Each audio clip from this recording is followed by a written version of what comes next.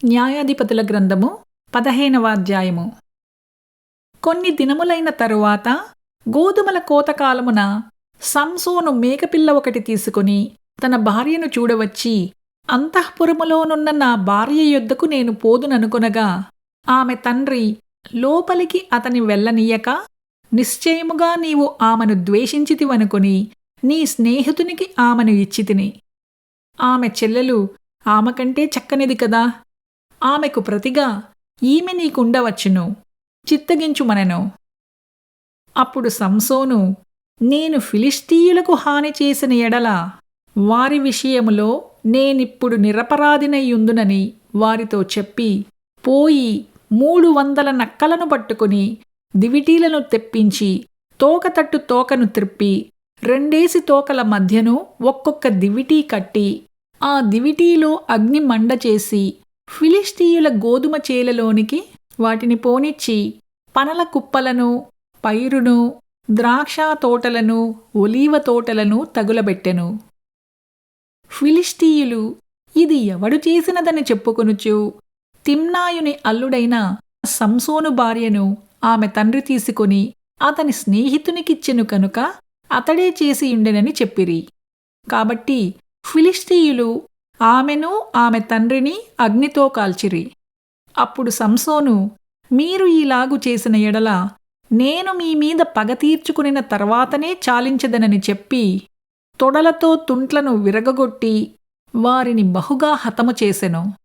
అటు పిమ్మట వెళ్ళి ఏతాము బండసందులో నివసించెను. అప్పుడు ఫిలిష్తీయులు బయలుదేరి యూదాదేశములో దిగి చెదరి లేహీలో దోపిడి కొరకై దండుకూర్చిరి. యూదావారు మీరేల మామీదికి వచ్చితిరని అడుగగా, ఫిలిష్తీయులు సంసోను మాకు చేసినట్లు మేము అతనికి చేయవలనని అతని కట్టుటకే వచ్చితిమనిరి. అందుకు యూదా జనులలో 3000 మంది ఏతాములోని బండయొద్దకు పోయి సంసోనును చూచి, ఫిలిష్తీయులు మనకు ఏలికలని నీకు తెలియదా? నీవు మాకేమి చేసితివని చెప్పగా, అతడు వారు నాకెట్లు చేసిరో అట్లే నేను వారికి చేసితిననెను.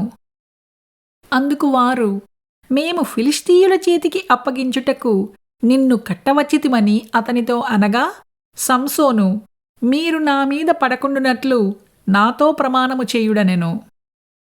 అందుకు వారు, అలాగు కాదు, నిశ్చయముగా మేము నిన్ను చంపము కాని నిన్ను గట్టిగా కట్టి వారి చేతికి మేము అప్పగించదమని చెప్పి 2 క్రొత్త తాళ్లచేత అతని కట్టి ఆ బండయొద్ద నుండి అతని తీసుకుని వచ్చిరి.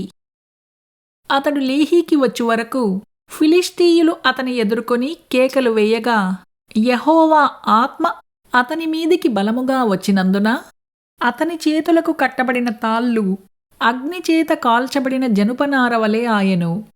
సంకెళ్ళును అతని చేతుల మీద నుండి విడిపోయెను.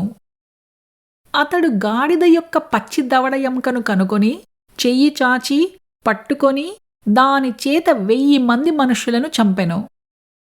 అప్పుడు సంసోను, గాడిద దవడ ఎముకతో 1 కుప్పను 2 కుప్పలను నేను చంపియున్నాను, గాడిద దవడ ఎముకతో 1000 మంది నరులను చంపియున్నాను అనెను.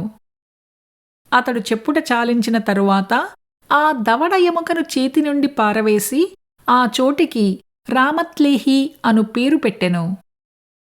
అప్పుడతడు మిక్కిలి దప్పిగొనినందున యెహోవాకు మొరపెట్టి, నీవు నీ సేవకుని చేతి వలన ఈ గొప్ప రక్షణను దయచేసిన తరువాత నేనిప్పుడు దప్పిచేతను చచ్చి సున్నతి పొందని వారి చేతిలోనికి పడవలెనా అని వేడుకొనగా, దేవుడు లేహీలోనున్న ఒక గోతిని చీల్చెను.